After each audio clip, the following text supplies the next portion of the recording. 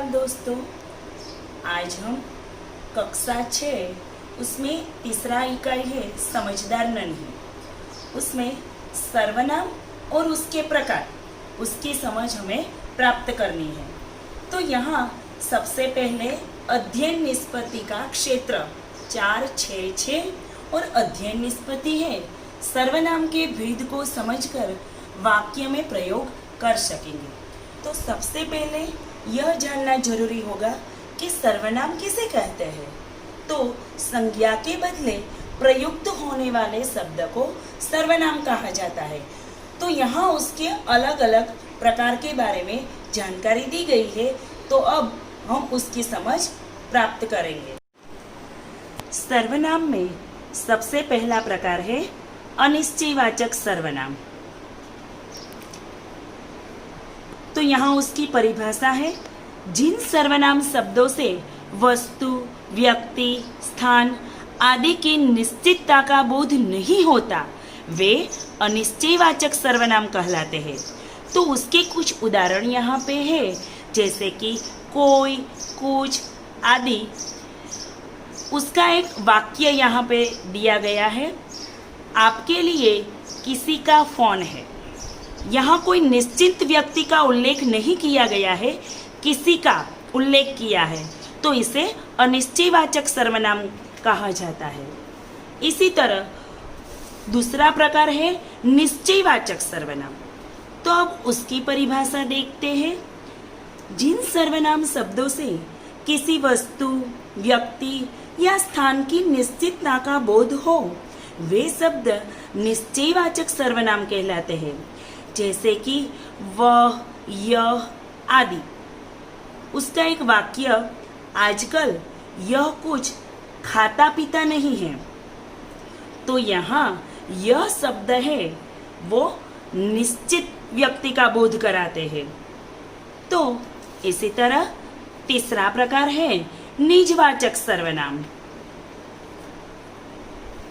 निज यानी कि स्वयं। जिन शब्दों का प्रयोग वक्ता स्वयं के लिए करता है वे निजवाचक सर्वनाम कहलाते हैं, जैसे कि आप, स्वयं, खुद आदि शब्द उनमें प्रयुक्त होते हैं। वाक्य है, मैं ये काम अपने आप कर लूंगा। यहाँ अपने आप है वह निजवाचक कहा जाता है, यानी कि स्वयं के लिए प्रयुक्त हुआ है। इसी तरह चौथा प्रकार है संबंधवाचक सर्वनाम।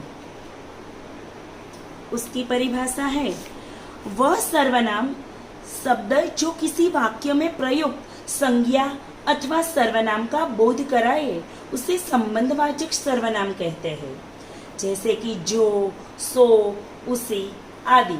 वह एक दूसरे के साथ संबंध बताते हैं।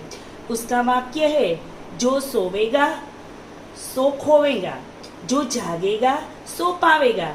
यहाँ जो, सो जो शब्द है वह संबंधवाचक सर्वनाम है। फिर है प्रश्नवाचक सर्वनाम। तो उसकी परिभाषा है,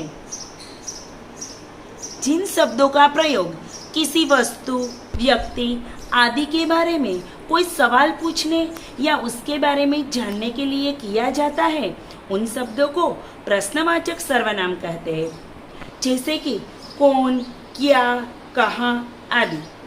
वाक्य है, तुम बाजार से क्या लाए हो।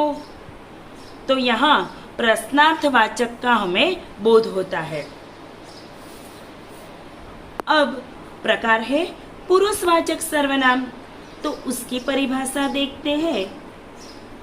जिन शब्दों का प्रयोग वक्ता या लेखक द्वारा स्वयं, अपने या किसी अन्य के लिए प्रयोग किया जाता है वह पुरुषवाचक सर्वनाम कहा जाता है, जैसे कि मैं, हम, मुझे, हमारा। हमारा यह एक आदर्श पाठशाला है। तो यहाँ हमने विविध परिभाषाएं एवं उदाहरण के माध्यम से सर्वनाम और उसके प्रकार की अच्छी तरह से समझ प्राप्त की। धन्यवाद।